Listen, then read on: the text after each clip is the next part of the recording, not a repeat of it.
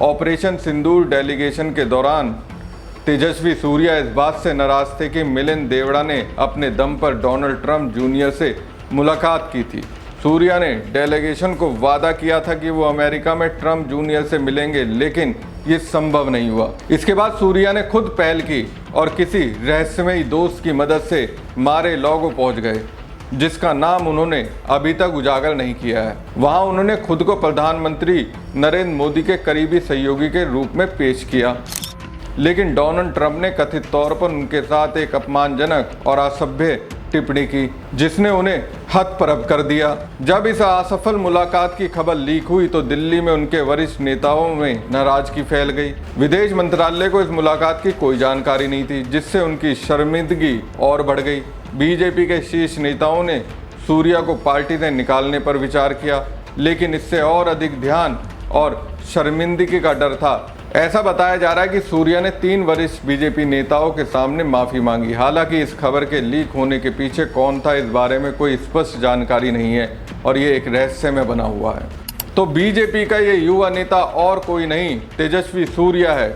2019 के चुनावों में तेजस्वी सूर्या दक्षिण में बीजेपी के युवा और चमकीले चेहरे के तौर पर उभरे थे। उन्होंने न सिर्फ कर्नाटक में बीजेपी के अभेद गढ़ को बचाया था, बल्कि कांग्रेस के कद्दावर नेता बीके हरिप्रसाद को हराया था। तेजस्वी सूर्या भाजपा युवा मोर्चा के अध्यक्ष के तौर पर खूब सक्रिय रहे। वो बीजेपी के युवा नेताओं की अग्रिम पंक्तियों में आते हैं। 2019 में तेजस्वी सूर्या की चुनावी राजनीति में एंट्री काफ़ी चौंकाने वाली थी। 2019 में बेंगलोर साउथ से पार्टी के दिवंगत नेता अनंत कुमार की सीट पर टिकट देने की बारी आई तो तेजस्वी सूर्या के नाम का ऐलान हुआ। तब ये काफी चौंकाने वाला फैसला रहा था। कर्नाटक इकाई के नेताओं ने अनंत कुमार की पत्नी तेजस्विनी आनंद कुमार के नाम को भेजा था। हालांकि बाद में तेजस्विनी ने हाई कमान के फैसले को स्वीकार किया था। तेजस्वी इसके चलते 28 साल की उम्र में ही सांसद बन गए। तेजस्वी सूर्या दोस्तों वही हैं जिन्होंने मोदी शाह के हिंदी प्रेम को अपने राज्य कर्नाटक में ध्वस्त कर दिया था। कर्नाटक में कन्नड़ भाषा विवाद में फंसी एसबीआई बैंक मैनेजर के खिलाफ हो गए, क्योंकि उन्होंने कहा था मैं तो हिंदी बोलूंगी। कर्नाटक के मुख्यमंत्री सिद्धरामैया के बाद सुर में सुर बीजेपी के सांसद तेजस्वी सूर्या ने मिलाए थे।